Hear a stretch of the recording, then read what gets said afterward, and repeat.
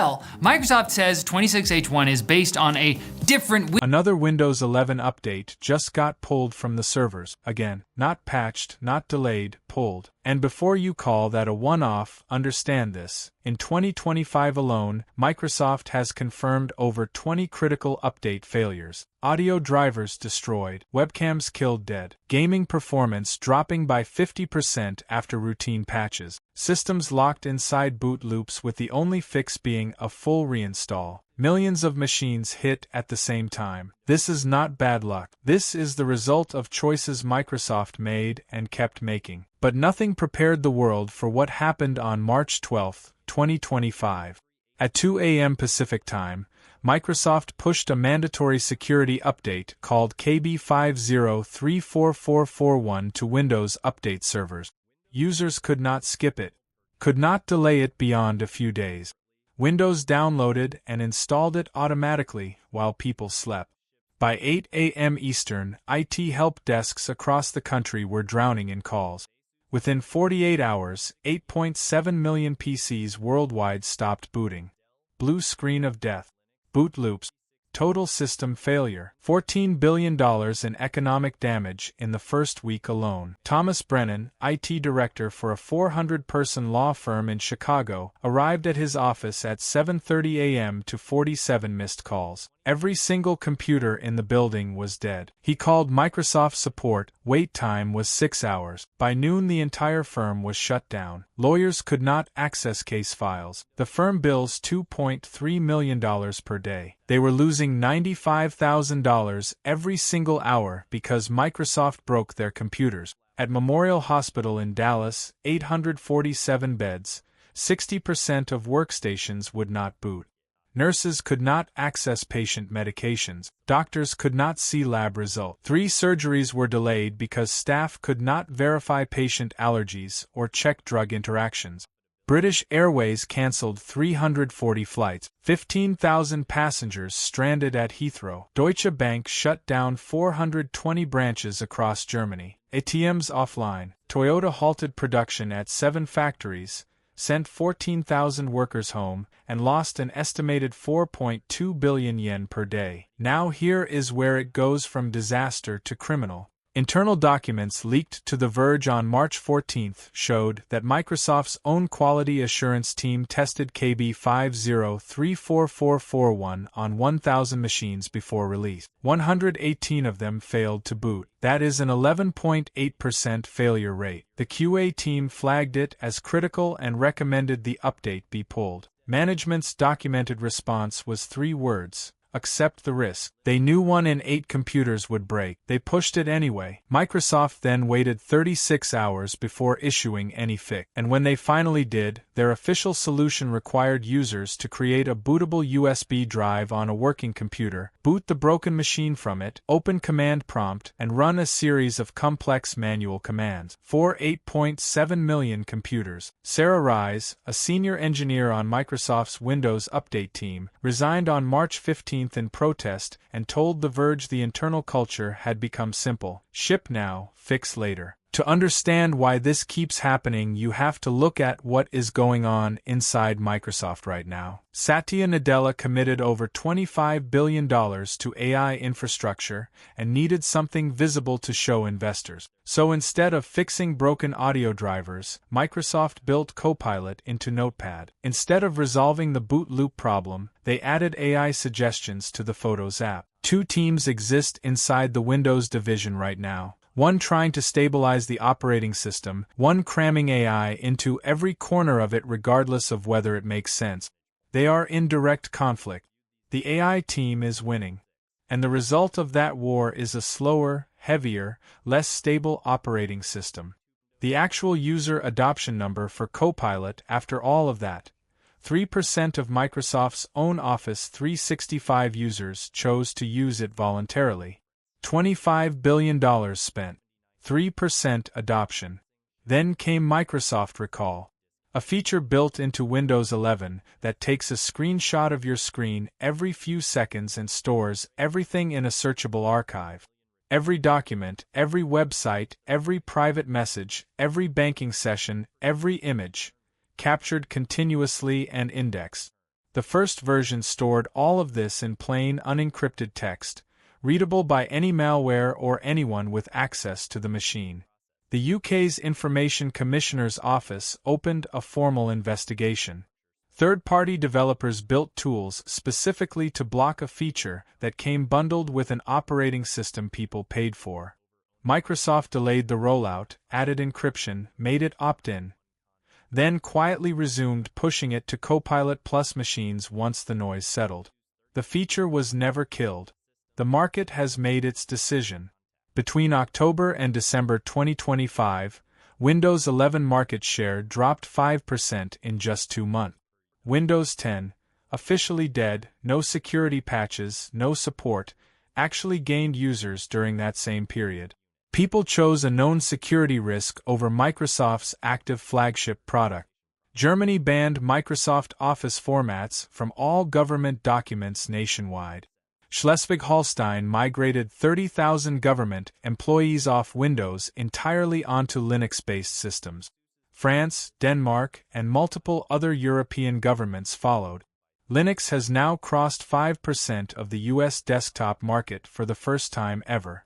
The Stack Overflow Developer Survey from 2025 shows 27.8% of developers now use Ubuntu as their primary operating system. On March 28, Nadella held a press conference, apologized, and announced a $5 billion compensation fund for affected businesses. He promised to overhaul Windows Update quality control and said it would never happen again. Nobody believed him, because he has said the exact same things after every previous failure. After the October 2018 update that deleted user files, after the May 2020 update that broke printers, Microsoft's stock dropped 18%. The company now faces an estimated $100 billion in potential legal liability. And the users who have already left are not coming back. Not because Linux is perfect, but because they finally crossed the point where learning something new was less painful than staying. That threshold, once crossed, does not reverse. Microsoft built that threshold themselves, one broken update at a time. So it looks like even the people over at GOG are saying that, hey, Windows, you suck. It looks like GOG is actually calling Linux the next frontier, and they're actually working on a native Linux client for their GOG launcher. So this is the Linux version of this review. This is the HPG1A. This is a monstrous 16-core, 128 gig laptop. 3.5 pounds. It's thin and light. It's this experience with this laptop was unlike anything that I was prepared for, and the Linux experience is actually a better experience than the Windows experience on this. Time of filming, the team at GOG has acknowledged the community outcry for a Linux version of GOG Galaxy, meaning that playing your games through GOG would be as easy as playing your games through Steam. Some great news for Linux gamers. So GOG, which previously stood for Good Old Games, but now it's just GOG, since they also offer new games, not just old games. They have their launcher, I think it's for Windows at least. I don't know if it's for Mac as well, but at least now they're working with a native version for Linux. Bill Gates stood on stage at the World Economic Forum in front of 2,800 world leaders. He was mid-sentence. Then a Windows 11 restart countdown appeared on the giant projection screen behind him. He tried to dismiss it. Clicked once. Clicked twice. Nothing happened. The clock kept ticking. The co-founder of Microsoft, the man who literally built Windows, stood there watching his own operating system ignore him. The clip hit 47 million views in hours, 120 million by the weekend. And while that moment went viral, something else was quietly happening. A small Linux distribution called Zorin OS crossed 1 million new users in 90 days. No marketing, no budget. Just people leaving Windows and choosing something else. Here is the number that started the alarm. Linux desktop market share in the United States hit 5.03% in June 2025. That does not sound massive until you realize that just 2 years earlier it sat below 2%. It more than doubled in 24 months, and it is still accelerating. Meanwhile, Windows 11 dropped to 50.73% of Windows users. And here is the brutal part: Windows 10, which Microsoft officially killed on October 14, 2025, actually gained ground back to 44.68%. People chose a dead, unsupported operating system over the new one. That is not a footnote. That is a collapse of trust. The story of how Microsoft lost its own users starts with Windows 11. When it launched in October 2021, over 50% of existing Windows 10 computers could not run it. Not because they were broken, not because they were slow, because they lacked a TPM 2.0 chip, a security module that only became standard around 2016. 240 million perfectly working computers were declared incompatible. A 2017 Intel i7, still a powerful chip, did not make the cut. Microsoft called it a security requirement. Users called it what it was: artificial obsolescence. Then came the forced Microsoft account requirement. You cannot set up a Windows 11 computer without handing over a Microsoft email and password. The local account option was buried, then patched away. Every workaround users found, Microsoft killed. Then they added ads. Inside the Start menu. Inside File Explorer. Inside the lock screen. You paid for the hardware. Microsoft is still selling you things on it. Then came Recall, a feature that takes a screenshot of your screen every 5 seconds, stores your passwords, bank details, and private messages in a searchable database, and makes your entire digital life accessible to anyone who touches your device. The UK's Information Commissioner's Office launched an investigation within 24 hours of the announcement. The backlash was so severe Microsoft had to pause the rollout. But the damage was already done. Users had seen exactly what Microsoft wanted: complete visibility into everything you do on your own machine. Then came the update that broke everything. January 2026. Microsoft pushed Update KB 5074109 to every Windows 11 machine on the planet. Within days, computers could not boot. Microsoft released 2 emergency patches. Neither fixed it. Their official solution was to tell users to manually uninstall the update themselves. A mandatory security update that destroyed computers. And the fix was to undo it. That was the final straw for millions of people. Now here is where HP walks in and changes everything. HP is the world's second largest PC manufacturer with 21.5% global market share, 57 million computers shipped in 2024 alone. For decades, HP put "Designed for Windows" stickers on everything. But Windows was quietly destroying HP's margins. Microsoft charges HP between $52 and $68 per Windows license. Windows 11's hardware requirements forced HP to use more expensive components, adding $34 to $47 per machine. Support costs? Windows-related calls made up 68% of HP's entire consumer support volume. Each resolved ticket costs HP $18. Windows laptops generated 2.3 support calls per device over their lifetime versus 0.6 for alternative. Return rates on Windows 11 laptops hit 9.7%. Add it all up, $138.10 per laptop in Windows-related costs on machines selling for $400 to $600. That is 23 to 35% of revenue gone before HP makes a single dollar of profit. So HP ran a quiet test. March 2024, they listed 40,000 Linux laptops on HP.com with no marketing. They sold out in 11 days. Customer ratings averaged 4.6 stars versus 3.8 stars for equivalent Windows models. Support calls dropped 81%.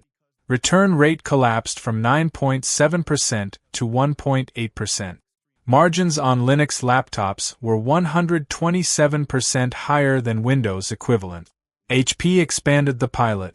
Sales exceeded projections by 340%. By December 2024, Linux laptops were the most profitable sales HP made. Microsoft found out and panicked. They offered HP a 30% discount on Windows licenses. HP said no. Microsoft threatened to pull $240 million in annual marketing funds. HP calculated Linux saves them $1.12 billion annually, and told Microsoft to go ahead. Microsoft backed down completely. They had no leverage. HP had a better option and the numbers to prove it. The domino effect was immediate. Lenovo, the world's largest PC maker with 27.2% market share, added Linux as a first-class checkout option on flagship ThinkPad laptops at CES 2026. Same page, same specs, just pick your operating system. Dell's CFO publicly signaled they were evaluating the same move. GOG, one of the biggest gaming platforms on the planet, declared Linux a strategic priority for 2026. Linux Mint downloads went from 380,000 in September 2025 to 18.3 million in February 2026. Their servers physically crashed from the traffic. Zorin OS hit 2 million downloads in 3 months. Germany's Schleswig-Holstein is migrating 30,000 government computers off Microsoft entirely.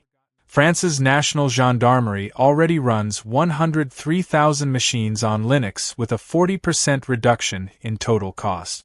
Deutsche Telekom switched 60,000 workstations and publicly reported saving $89 million. Steam gaming on Linux went from 1.4% in January 2023 to 9.3% in December 2025. Nearly 1 in 10 Steam users now runs Linux. 89.7% of Windows games run on Linux through Proton. 6 million Steam Deck owners already live on Linux daily without even realizing it. The Stack Overflow Developer Survey found 27.8% of developers use Ubuntu, more than any other operating system for professional work. Gates built Microsoft on one promise: a computer on every desk and in every home. Not every approved desk. Every single one. The people running Microsoft today took 30 years of trust and burned it. One forced update, one forced account, one forced AI feature at a time. Microsoft did not lose these users because Linux suddenly became perfect. They lost them because Windows stopped feeling like it belongs to the person using it. And once users make that switch, fewer crashes, no ads, no forced restarts, no surveillance, they are not coming back. Exploit uses a local privilege escalation vulnerability in various Microsoft Windows versions. Right now, in March 2026, there are 240 million computers running Windows 10 with zero security protection. No patches. No fixes. Nothing. These aren't forgotten machines in a basement. They're the computers people are using today at work, at school, in hospitals. And the reason they're unprotected isn't a technical failure. It's a deliberate decision Microsoft made years ago that is now blowing up in their face. Here is what actually happened. When Microsoft announced Windows 11 in 2021, they quietly buried a hardware requirement most people had never heard of, TPM 2.0, a security chip built into motherboards. If your computer didn't have it, you couldn't upgrade. Period. They also blocked any Intel processor older than 8th generation and any AMD Ryzen older than the 2000 series. That sounds reasonable until you realize what that actually means. A 2019 computer with an Intel i7-8700K and 32 GB of RAM, blocked. A 2018 custom-built gaming PC with an RTX 3080, not compatible. A 2017 workstation that cost $4,000, declared obsolete. Microsoft's own numbers show this locked out 52% of all Windows 10 computers. That's not a small edge case. That's half the user base, told their machines are garbage. And here's what makes this worse. Tech researchers actually tested Windows 11 on those blocked machines. Intel 6th Gen, 7th Gen, AMD Ryzen 1000 series. It ran perfectly. No crashes, no performance issues, nothing. Linus Tech Tips benchmarked it directly and found zero difference between 6th Gen and 8th Gen performance inside Windows 11. The restriction isn't technical. It's artificial. A leaked account of a Microsoft executive meeting from 2020 describes someone saying out loud that requiring new hardware would force a refresh cycle, because their OEM partners needed PC sales and the market had gone flat. Someone said the quiet part out loud, and Microsoft went ahead with it anyway. On October 14, 2025, Windows 10 support ended. 240 million computers stopped receiving security patches overnight. For the people stuck on those machines, Microsoft offered one solution: pay $61 per computer per year for extended security updates, with the price doubling every year after that. For a single home user, that's annoying. For a business with hundreds of computers, it's a financial crisis. One midsize company with 3,000 incompatible computers is looking at $183,000 in year one alone, rising to $549,000 by year 3. A small dental practice in Ohio with just 12 computers that can't afford new hardware is paying $5,124 over 3 years, and at the end of those 3 years, they still need new computers because ESU expires. The owner told local news that Microsoft is extorting them. A manufacturing company in Wisconsin has 800 computers running software that only works on Windows 10. The software vendor hasn't released a Windows 11 version yet. They can't upgrade the OS, can't replace the computers, and are paying $341,600 just to keep using machines they already own. The hardest cases are the ones that had no budget for any of this. A rural school district in Pennsylvania has 4,200 student computers. None of them meet Windows 11 requirements. Replacing them costs $2.1 million. Their entire annual IT budget is $340,000. The school board met in emergency session and made the only decision they could: accept the security risk, keep running unpatched Windows 10, and spend the next 3 to 5 years trying to fundraise for new hardware. A rural hospital in Nebraska, 180 beds, serving 34,000 people, found that 387 of their 420 computers can't run Windows 11. Replacing them at medical-grade prices costs $1.24 million. Their total annual IT budget is $890,000 for everything. And under HIPAA, running unsupported software on machines that access patient data is a compliance violation. They're not choosing between good options. They're choosing which disaster to accept. The security threat is not theoretical. In February 2026, the security firm Sophos reported a new ransomware variant built specifically to exploit an unpatched Windows 10 vulnerability, one that Microsoft actually fixed in Windows 11 back in November 2025, but never patched for Windows 10 because support had already ended. The ransomware encrypts your files and demands $500 in Bitcoin. The success rate is high because there's nothing stopping it. Separately, Kaspersky identified a botnet actively scanning the internet for unpatched Windows 10 machines, with an estimated 340,000 computers already infected and being used for DDoS attacks and cryptocurrency mining. Security researcher Kevin Beaumont posted in February 2026 that this will be worse than Windows XP end of life. More machines, more connected, more damage potential. Troy Hunt, creator of Have I Been Pawned, warned in a blog post the same month that attackers are going after these machines aggressively and that, if you're running unsupported Windows 10 connected to the internet, you should assume you're already compromised. At least 7 major cyber insurers updated their policies in January and February 2026 to exclude breach claims from machines running end-of-life Windows 10. They're classifying it as negligence. And while all of this is happening publicly, inside Microsoft it's a different story.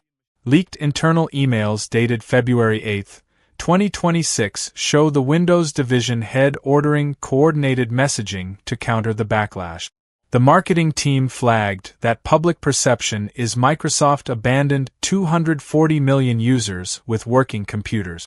The enterprise sales team reported that multiple Fortune 500 accounts are now evaluating Linux alternatives, directly citing Windows 11 requirements as the reason, and called the revenue risk substantial. On Microsoft's February 2026 earnings call, Satya Nadella was asked directly, 240 million PCs can't upgrade, how is that acceptable? He deflected. 3 class action lawsuits were filed in January and February 2026, in California, New York, and Texas. The California complaint alleges that internal Microsoft documents show executives knew the TPM 2.0 requirement would lock out more than 50% of Windows 10 computers before they finalized it, and chose to proceed anyway because it would drive hardware sales for their OEM partners. If those documents surface in discovery, this stops being a bad PR story and becomes a legal crisis. Microsoft built a wall, forced 240 million people up against it, and is now surprised that the people on the other side are angry. The security deadline they created is hitting hospitals, schools, small businesses and home users right now, not because their computers stopped working, but because Microsoft decided they weren't new enough. The ransomware is real. The lawsuits are real. The leaked emails are real. And if you are running Windows 10 on a machine that can't upgrade, you need to act today. Not next month, not after the next news cycle. Today. You are not a Microsoft slave. You own your device. Take your freedom back. Dump Windows, otherwise it will own you. Absolutely. There are a ton of these investments that will be dead ends. That we're going to leave. We're going to stop supporting Windows. 400 million people right now are running an operating system that Microsoft officially abandoned. Not because they forgot to update. Not because they don't know the risk. They know exactly what they're doing, and they still chose to stay. That tells you everything about how badly Windows 11 has damaged the relationship between Microsoft and the people who built its empire. Windows 10 support ended on October 14, 2025. That deadline was supposed to be Microsoft's strongest weapon. For 30 years, the threat of losing security updates guaranteed that users would fall in line, upgrade quietly, and move on. It worked every single time. Windows XP, Windows 7, Windows 8, users grumbled but they moved. This time they didn't. 400 million people looked at Windows 11, looked at the risks of running unsupported software, and decided the risks were worth it. When your own user base would rather face hackers than use your new product, you don't have a marketing problem. You have a trust collapse. It started with a chip. Windows 11 requires TPM 2.0, a security module that only became standard in computers built after 2016. Any machine before that, gone. But it wasn't just old hardware.